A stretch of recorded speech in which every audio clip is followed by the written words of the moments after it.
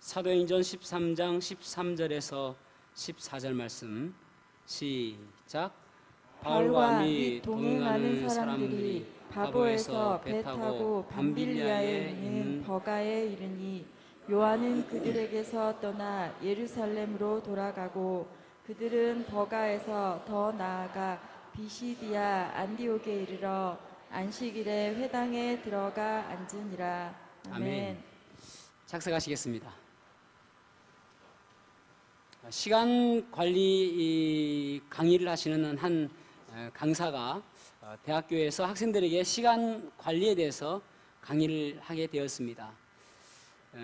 이 강사 한 분이 이제 그것을 시간 관리를 이야기하면서 항아리를 이렇게 딱 들어 올리는 거예요.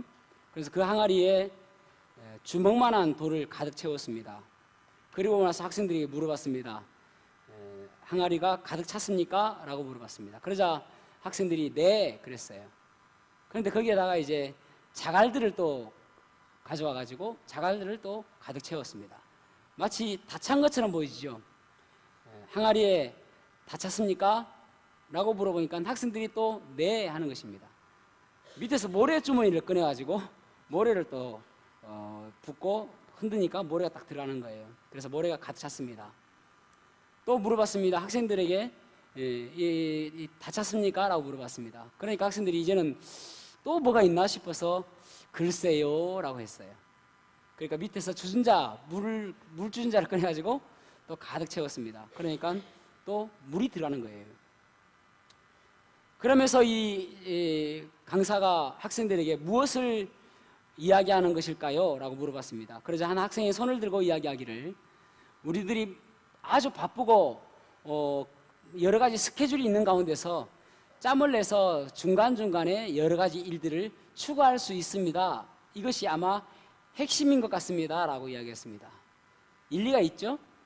일리가 있다라고 제가 물어본다는 것은 그게 정답이 아니라는 것입니다. 그죠? 일리가 있습니다. 그런데 이 강사가 하는 이야기가 뭐라고 이야기냐면은 그게 핵심이 아닙니다. 이 주먹만한 돌을 처음에 넣지 않았으면은 절대 넣을 수 없다는 것입니다. 이게 핵심이라는 거예요. 여러분, 우리가 살아가면서 마치 긴급한 일이 가장 중요한 것처럼 착각할 때가 있습니다. 이런 말을 뭐라고 이야기하냐면은 긴급한 일의 횡포라고 이야기합니다. 긴급한 일이 중요한 게 아니잖아요. 사실은 가장 중요한 것은 가장 중요하면서 긴급한 일을 가장 먼저 해야 되는 것이죠. 그러니까 긴급한 일보다 더 중요한 것은 무엇이냐면은 중요한 것이 무엇인가 먼저 해야 된다는 것입니다. 우리 삶 속에서 가장 중요한 것이 무엇인가 그것을 먼저 하는 것이 중요하다는 것입니다. 사람들이 물어보면 그러잖아요. 당신에게 중요한 것이 무엇입니까? 물어보면은 보통 이제 뭐 자녀들, 또 건강, 또 의식, 주 이것이 나에게 있어서 가장 중요한 것입니다 라고 이야기합니다. 그런데 주님께서는 뭐라고 이야기하시냐면은 마태복음 6장 33절에 너희는 먼저 그의 나라와 그의 의를 구하라. 그리하면 이 모든 것, 그 앞에 무슨 말이냐면은 너희는 염려하지 말아라. 무엇을 먹을까, 무엇을 마실까, 무엇을 입을까 염려하지 말아라. 어디에 잘 것인지 염려하지 말아라. 어떤 차를 탈 것인지 염려하지 말아라. 얼마나 멋있는 옷을 입을 것인지 염려하지 말아라. 그러면서 하시는 말씀이 너희는 그의 나라와 그의 의를 먼저 구해라. 그리하면 그 뒤에 따라오는 것들은 보너스로 의식주, 모든 염려하는 것들은 내가 덤으로 주겠다라고 말씀하시는 거예요. 그래서 이 시대 그리스도인들이 정말 중요한 것이 무엇이냐면은 내가 영적으로 어떤 것들을 가장 중요하게 생각할 것인가, 내가 무엇을 가장 중요하게 생각하고 살아가야 될 것인가를 우리가 곰곰이 생각해 봐야 된다는 것입니다. 그래서 오늘 본문의 말씀을 가지고 우선순위라는 제목으로 말씀을 나누겠습니다.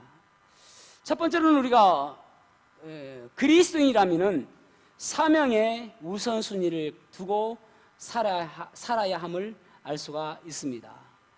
여기 본문의 말씀에 보면은 대조적인 사람이 두 사람이 나오는데 마가와 사도 바울입니다. 마가는 여기 13절을 우리가 읽었던 말씀처럼 그는 같이 이제 버가라는 곳에 가서 우리가 지난주에 봤던 것처럼 지난주 어디까지 갔냐면은 바보까지 갔어요. 그죠? 바보에서 이제 버가로 가게 되어집니다. 버가에서 그들이 거기서 이제 어떻게 할 것인가를 생각하는데 그들의 동역자였던 수행원이었던 마가가 예루살렘으로 돌아가 버리게 되어집니다. 왜 마가가 돌아갔을까라는 그런 여러 가지 설이 있는데 그 중에 두 가지가 유력합니다. 한 가지는 이제 거기가 그 저지대거든요. 그래서 모기들이 많고요, 말라리아가 있고요. 그러니까 그 아주 그곳에서 두려운 마음 때문에 이 마가는 아마 돌아갔을 것이다, 그렇게 생각하는 것이 하나 있고요. 또 한 가지는 지난주에 봤던 것처럼 이때까지는 순서가 무엇이냐면은 원래 그 수리아 안디옥의 담임 목사님은 바나바입니다. 그러니까 바나바가 이 선교팀의 원래 총 책임자였습니다. 리더였단 말이죠. 그런데 13장에 보면은 이제 그 바예수라는 마술사하고 이 바울이 영적 전쟁을, 영적 대립을 하지 않습니까? 그래서 이 바울이 이기잖아요. 그 다음부터 순서가 어떻게 되냐면은 바울이 먼저 튀어나오는 거예요. 그러니까 그전에는 항상 바나바와 사울 이렇게 이야기했는데 그때부터 이름이 바울로 바뀌면서 바울과 바나바 이렇게 순서가 바뀌었단 말이에요. 그러니까 앞으로는 총 책임자가 바울로 바뀌었다는 것입니다. 거기에 대해서 마가는 바울이 마가의 삼촌이었습니다. 그러니까 이 삼촌이 원래는 책임자였는데 뒤로 밀려나는 것에 대한 인간적인 좀 서운함, 그런 부분들 때문에 돌아갔다, 그런 설이 있습니다. 어쨌든 마가는 인간적으로 봤을 때에 뭔가 자기 마음에 맞지 않고 또 두려운 마음 때문에 그는 떠나게 되어지죠. 그리고 일단은 있지 않습니까? 여기에서 그들이 어디로 가냐면은 비시디아 안디옥으로 가거든요. 근데 비시디아 안디옥까지는 거리가 한 200km 정도 되어집니다. 근데 200km가 문제가 아니라 여기 버가에서 비시디아 안디옥까지 가려면은 토로스 산맥을 넘어야 돼요. 토로스 산맥의 높이가 얼마냐면은 200m, 2000m. 안 놀라셔도 괜찮아요. 별로 안 높잖아요. 한라산 높이가 1950m입니다. 그러면 조금 감이 오죠? 그 높이를 넘어야 되는데 토로스 산맥에는 많은 산적들이 있었다고 그래요. 그러니까 거기에 대한 부담감이 상당히 있었죠. 그래서 마가는 버가에 딱 갔을 때에 이제 토로스 산맥을 넘어서 가야 되는데 그것이 부담스러운 거예요. 갈라디아서 4장 13절에 보면은, 자, 갈라디아서 4장 13절 말씀을 한번 보겠습니다. 띄워주세요. 갈라디아서 4장 13절 같이 읽어보겠습니다. 시작. 내가 처음에 육체의 약함으로 말미암아 너희에게 복음을 전한 것을 너희가 아는 바라. 아멘. 아멘. 그는 연약한 몸으로 갔다고 이야기했는데 이 연약하다는 말은 몸에 질병을 가지고 갔다는 말입니다. 그러니까 그 버가에서 말라리아에 감염이 돼가지고 질병된 모습으로 갈라디아 하면은요, 그러니까 이제 여기 그 버가에서 토로스 산맥을 넘으면은 비시디아 안디옥, 이고니온, 루스드라, 더베 그렇거든요. 그러니까 그 지역 자체가 전체가 갈라디아 지역입니다. 그러니까 이 갈라디아 지역으로 간 이유는 이 비시디아 안디옥은 고지대거든요. 그러니까 자기의 질병을 고치기 위해서 그곳에 간 거예요. 그러니까 여기 보면은 연약한 몸으로 가서 이제 그곳에 가서 복음을 증거하게 되어진 것입니다. 그러니까 고린도후서 11장에 보면은 그가 이야기하기를 강의 위험과 산의 위험과 뭐 이런 여러 가지 위험들을, 이방인들의 위험과 이런 여러 가지 위험들을 이야기하는데 이 산 속에서 당하는 위험들이 있음에도 불구하고 바울 사도는 복음을 전하러 간 거예요. 왜 그렇습니까? 사도행전 1장 8절에 보면은 오직 성령이 너에게 임하시면 너희가 권능을 받고 예루살렘과 온 유대와 사마리아와 땅끝까지 이르러 내 증인이 되라는 그 말씀을 바울 사도는 날마다 마음속에 새겨 있는 것입니다. 그래서 내가 어떤 일이 있다 하더라도 내가 이 사명을 위해서 살아가야 된다. 여러분, 사명을 생각하면 힘이 나는 것입니다. 내가 왜 이곳에 존재하는지 그저 나는 우연히 있는 것이 아니라 하나님께서 나를 이곳에 있게 하신 그 이유는 뭔가 이유가 있고 목적이 있고 하나님의 뜻이 있기 때문에 있다라는 것이 사명이잖아요. 그것을 생각하면 힘이 쏟죠. 여러분, 어머니가 왜 그 힘들게 일을 하면서도 지치지 않습니까? 왜 아버지가 그렇게 힘들게 일하면서도 자녀들에게 화내지 않고 너희들 때문에 고생한다라고 역정내지 않지 않습니까? 왜 그렇습니까? 자녀들을 볼 때마다 야, 얘들을 내가 어떻게 키울 것인가, 사명이 있잖아요. 집중력 있지 않습니까? 그러니까 힘이 쏟는 거거든요. 여러분, 사명이 없기 때문에 힘을 잃어버리는 거예요. 마가를 보십시오. 사명이 없으니까 힘을 잃어버리잖아요.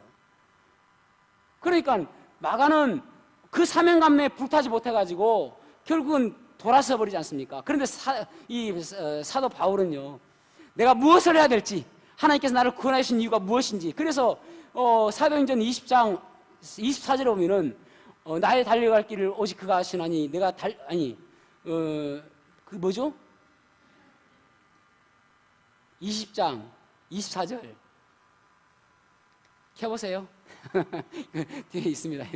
23절부터 24절인데 24절만 읽어보겠습니다. 시작.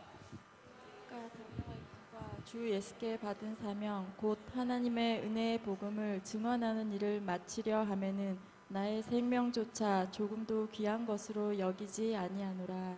아멘. 그가 가는 그 이유는 하나님이 그 복음 증거를 하기 위해서 간다고 말씀하고 있잖아요. 그 사명이 있지 않습니까?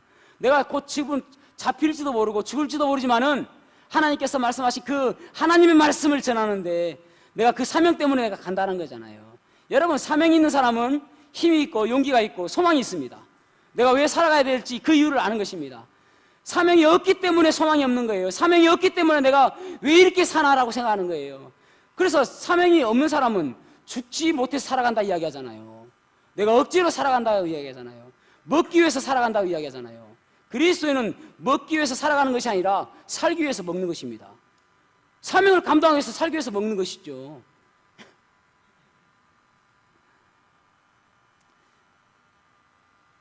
일본말로 신켄쇼부라고 있습니다. 신켄쇼부. 신켄쇼부라는 말은 쇼부 알죠? 쇼부 좀 보자 하잖아요. 이것을 한문으로 옮기면은 진검승부입니다. 진검승부.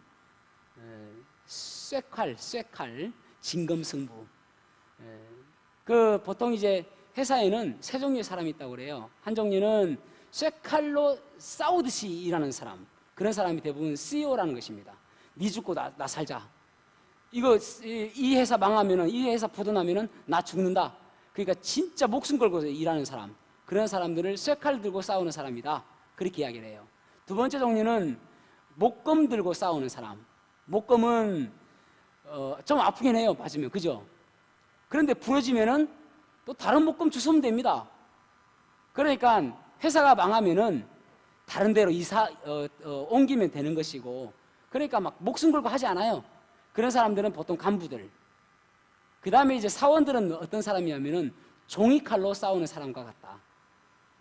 종이칼은 아프지도 않아요.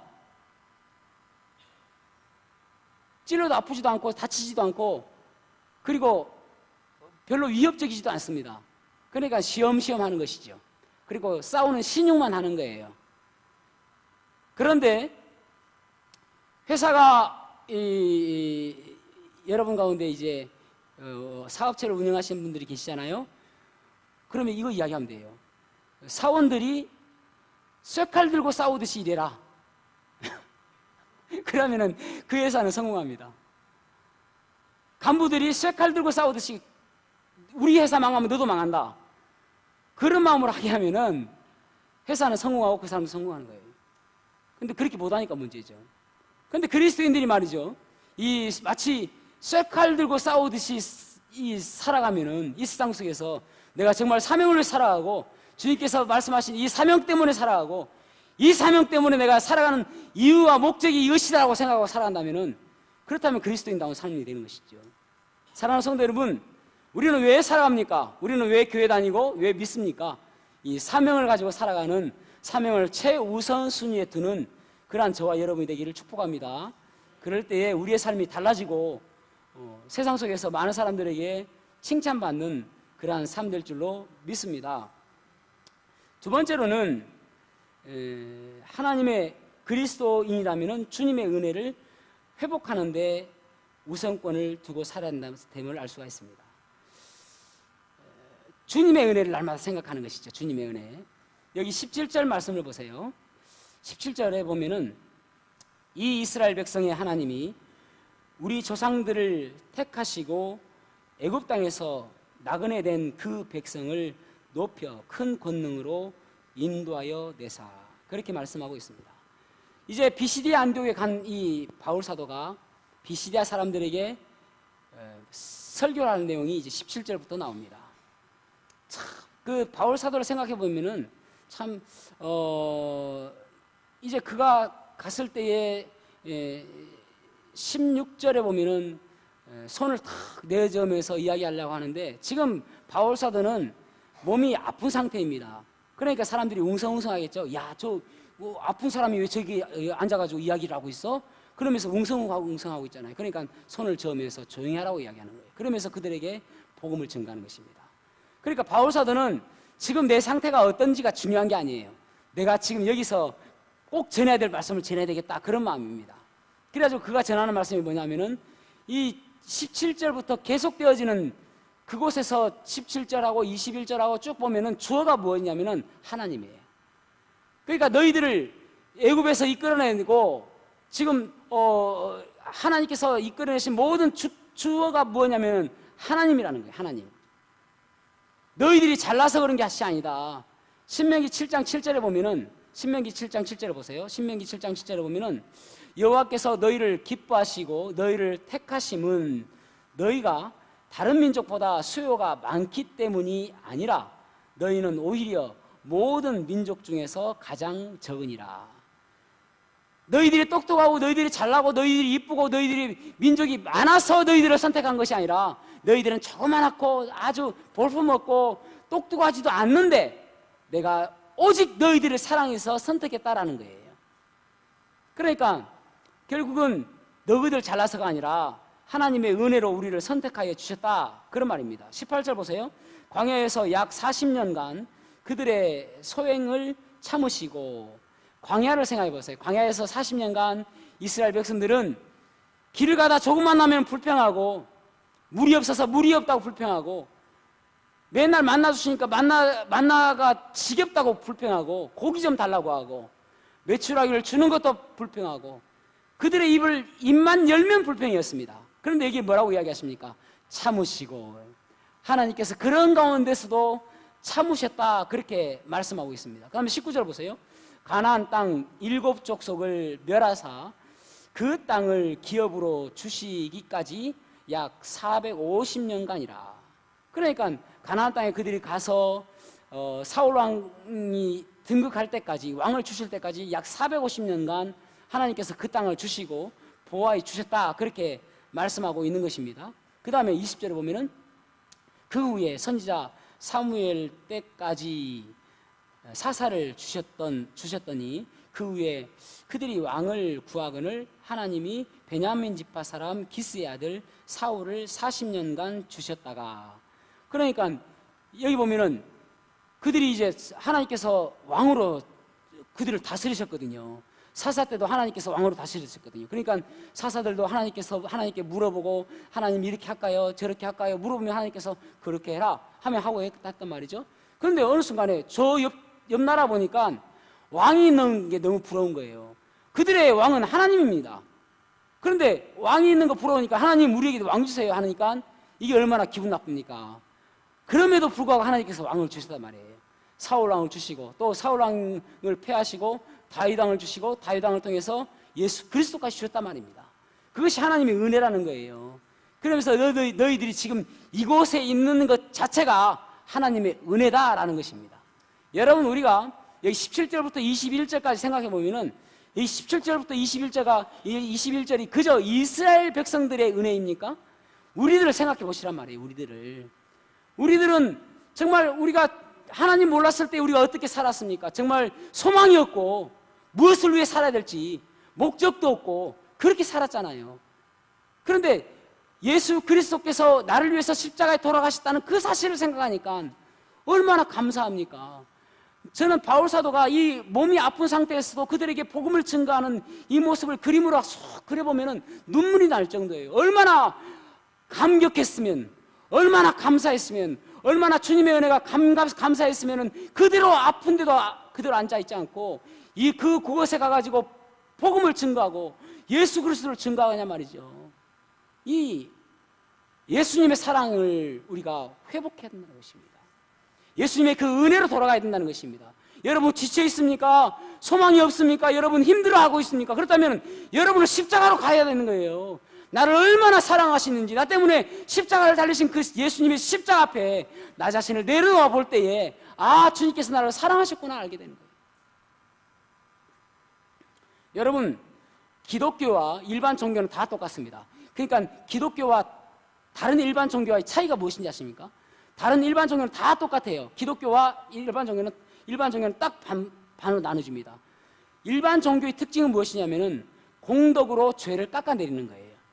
공덕을 쌓아서 죄를 깎아내는 것이라는 것입니다. 그러니까 예를 들어서 선행을 하고 뭐 불교에서 방생하고 그런 것들 모든 것들이 공덕을 쌓는 거예요. 그래서 내 죄를 깎아내리는 것입니다. 내 죄를 깎아내므로 인해서 내가 나중에 내세에 갔을 때, 죽었을 때에 내가 좋은 곳에 가기 위해서 내 죄를 깎아내는 것입니다. 모든 것들이 그렇습니다. 예를 들어서 불교에서 오체투지라는 게 있죠. 오체투지라는 것은 양손과 양발과 머리를, 이마를 땅바닥에 던진다는 거예요. 투자가 던질 투자거든요. 그러니까 땅에 던진다는 것입니다. 어떤 사람은요, 그 한 곳에서 계속 해가지고 마루가 구멍 날 정도입니다. 그러면 이 머리는 어떻게 됐을까? 머리는 굳은살이 폈겠죠. 그게 오체투지예요. 이제 가끔 보면은 그 승려들이 서 있잖아요, 서.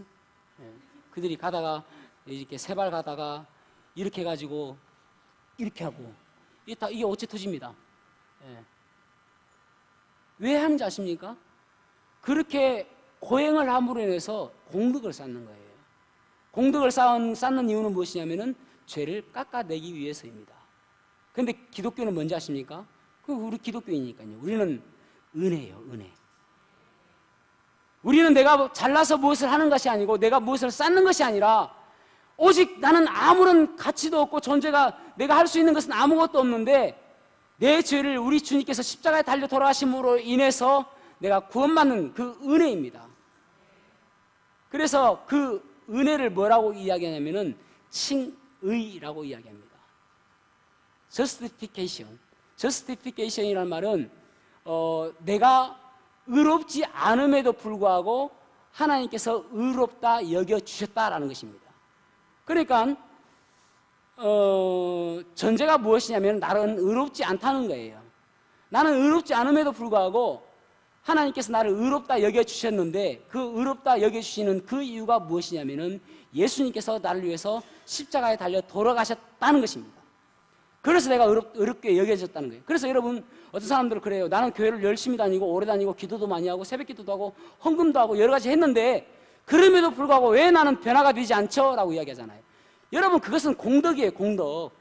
내가 변화되는 거 아니에요. 우리는 하나님 앞에 나올 때마다 나의 죄된 모습 때문에 더 감격해하고 하나님, 내가 이렇게 죄인인데도 불구하고 나를 위해서 예수님께서 십자가에 달려 돌아가셨군요. 그래서 감사할 따름이에요. 내가 무엇을 해서 내가 죄를 용서받는 게 아니라 내가 이렇게 죄임에도 불구하고 이렇게 하나님 제가 이렇게 나빴나요? 라고 할 정도로 예수님 앞에 나올 때마다 더 커진다니까요. 그러니까 더 감격하는 이유가 무엇이냐면은 내가 더 큰 죄인이라는 것을 계속 깨닫게 되는 거예요. 하나님 앞에 나올 때마다. 와, 제가 이렇게 죄인이었나요? 그러면 하나님께, 야, 네가 그렇게 죄인인 줄 몰랐다. 야, 이제 저 지옥으로 가라. 야. 그게 아니잖아요. 이미 다 그거 알고 계신다니까요. 그럼에도 불구하고 용서해 주신 거잖아요. 그게 은혜란 말이죠. 그래서요, 처음에 우리가 예수님 알았을 때는 마치 한 달란트 빚진 자처럼 그렇게 느껴졌을 수도 있어요. 한 달란트는 6천 데나리온인데 6천 장정이 6,000일을 벌어야 모아야 벌 수 있는 돈입니다. 그러면은 약 20년간 모아야 벌 수 있는 돈입니다.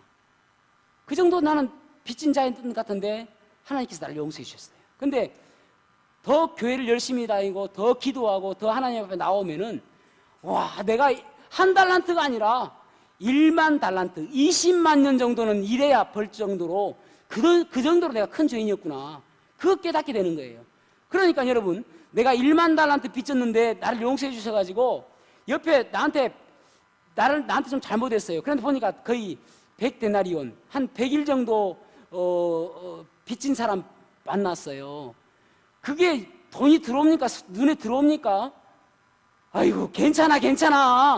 나는 그보다 더 큰 죄인이었는데 하나님께서 용서해 주셨어. 그러니까 여러분, 그렇게 하나님 앞에 나오면 나올수록 우리가 더 사랑이 커지고 더 성도들을 사랑할 수밖에 없는 그 이유가 무엇이냐면은 내가 더 큰 죄인이었는데 하나님께서 나를 용서해 주셨으니까, 나보다 더 큰 죄인이 있을 수가 없다라고 생각하니까 모든 사람들이 용서가 되지죠. 그러니까 끌어안고 감사하고 기뻐하고 사랑하게 되는 거잖아요. 그게 믿음이란 말이죠. 우리는 내가 잘나서 내가 무엇을 해서 그런 공덕이 아니라니까요. 그럴 때 비로소 내 삶 속에서 여러분 지날 때마다 하나님의 사랑 때문에 감격해하고 감사하고, 그러니까 내 삶 속에서 살아계신 하나님이 자연스럽게 드러나게 되는 것입니다. 저 사람 보니까 정말 사랑이 많은 사람이야. 결국은 내가 하나님께 사랑을 받았기 때문에 그런 것이죠. 10살짜리 아들과 8살짜리 아들이 있었는데 그 부모가 보니까 너무 말을 안 듣는 거예요. 그래서 이 두 아들을 음악이로 소문난 목사님에게 인성교육을 좀 부탁을 드렸습니다. 좀 바로 교육시켜 주셔서 착할 수 있도록 좀 도와주십시오. 그래 이제 8살과 10살짜리 아이가 목사님 앞에 왔는데 이 아이들을 어떻게 할까 생각하다가 이런 생각이 드는 거예요. 아, 하나님께서 계셔서 얘들이 하나님 앞에서 내가 죄를 짓지 않아야 되겠다, 그런 마음을 좀 심어줘야 되겠다라는 생각이 든 것입니다. 그래서 8살짜리 동생부터 먼저 데려갔어요. 방에 탁 가가지고 물어봤습니다. 하나님 어디 계시지? 하니까 이 아이가, 아니 하나님 어디 계시냐고.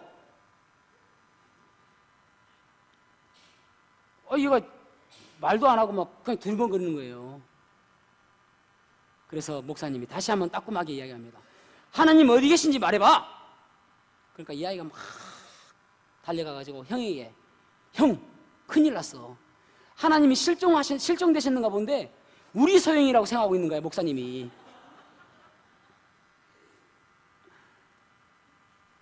여러분, 우리의 삶을 통해서 하나님이 살아계신지 안 살아계신지 우리의 삶을 통해서 세상 사람들은 판단합니다. 예전에 그래서 니체는 그 주위에 있는 많은 그리스도인들이 마치 하나님이 살아계시지 않는 것처럼 살아감으로 인해서 신은 죽었다라고 그는 이야기했습니다. 저 사람들 살아가는 거 보니까 신은 살아있는 것이 아니야. 저 사람들 살아가는 거 보니까 신은 죽은 것 같아 라는 것이죠. 여러분, 우리의 삶 속에서 정말 하나님의 은혜를 감격하고 주님께서 나를 위해서 베푸신 사랑이 얼마나 큰지 깨닫게 되어지면은 그렇게 못 살죠.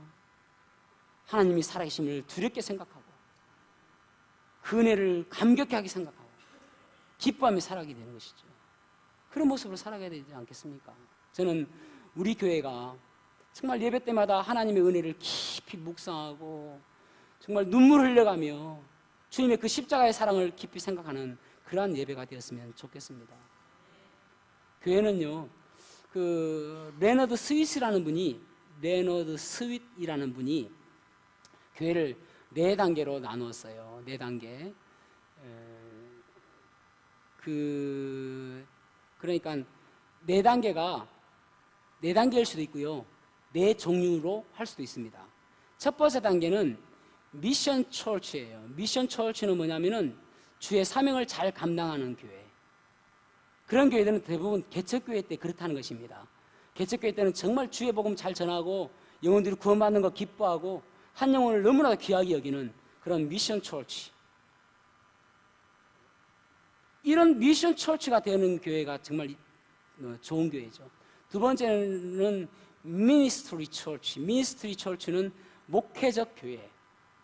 그러니까 교회가 자기들끼리는 진짜 재밌게 잘 지내는 거예요. 여러 행사도 있고, 그런데 영혼들이 구원받고 또 복음 증거하고 이것은 등한히 하고 있는 거예요. 교회만 좋아하는 것이죠. 그 다음에 이제 메인터넌스 처치인데, 메인터넌스 처치라는 말은 현상 유지 교회. 그러니까 교회가 그냥 이렇게 현상 유지하는 것만으로 만족하는 교회. 그 다음에 무서운 교회가 있습니다. 뮤지엄 처치. 뮤지엄 처치는 박물관 교회. 더 이상 그 교회는 하나님의 역사가 나타나지 않고, 더 이상 그 교회에서는 기쁨도 사라지고 마치 그냥 구경꾼들만 있는 거예요. 마치 박물관처럼 모여 있는 거예요. 오늘날 그런 교회들이 얼마나 많은지 모릅니다. 박물관처럼 보여지는 교회. 여러분, 우리 교회가 그런 교회가 돼서는 안 되겠죠. 정말 영혼들이 구원받고 복음 전가하는 것을 기쁘게 생각하고 그 어떤 것보다도 우선적으로 생각하는 미션 처치, 그런 처치가 돼야 되겠죠. 그런 교회가 돼야 되는 것입니다. 그러기 위해서는 여러분, 우리가 정말 이 사명의 우선순위 두고 주님의 십자가의 은혜를 감격해하며 그 은혜를 기뻐하며 살아가는 그런 교회가 되어야 됩니다. 그래야 교회가 살아있고 주님께서 기뻐하시는 교회죠. 교회가 그냥 건물만 있다고 교회 아니잖아요. 그렇죠? 우리 교회가 미션 처치, 뮤지엄 처치가 아니라 미션 처치가 되는 그런 복된 교회가 되기를 소망합니다. 저와 여러분이 그렇게 하나님께 쓰임받는 그런 복된 성도 되시기를 주님의 이름으로 축복합니다.